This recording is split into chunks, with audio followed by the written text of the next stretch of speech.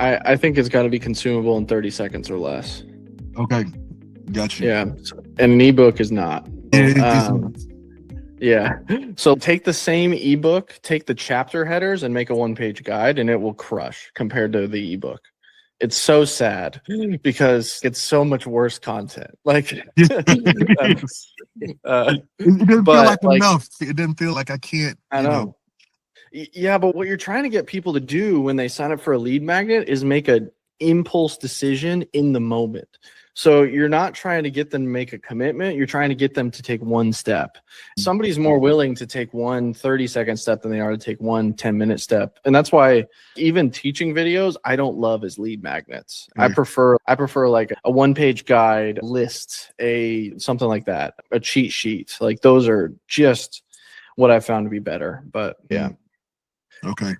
I have a quick Challenges question. work too, but yeah. Sorry. Go ahead, Charlie. No, go ahead, Dylan. You're the master. We want to hear from you.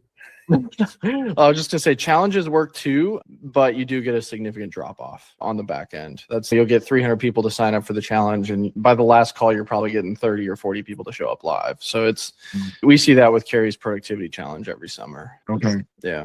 It's a tough thing. Charlie, what were you gonna say? Yeah, Henry, you're doing a webinar Sunday to pastors?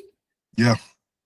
When I was pastoring, there's no way I was doing a webinar after church. I thought the same thing. I really did. And then we tried to do it. We demoed different things throughout the week. So I did a coaching call on a Tuesday. Then you had some pastors who had Bible studies in small group. We did it on Wednesday. That's the national midweek Bible study day. And so, especially in African-American churches, like you're going to have more midweek Bible studies than small groups. And so they're all on Tuesday, Wednesday, or Thursday, which then left Mondays and Fridays. And so we tried some Mondays. Mondays didn't go well. Friday was just too hit or miss.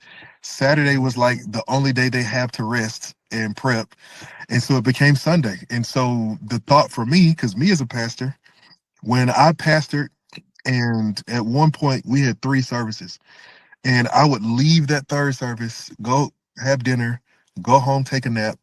And by 7 o'clock, I was back awake, sitting up just with my thoughts. And so I thought, man, maybe this is it. And so that's why we moved to Sunday nights at 7 Central.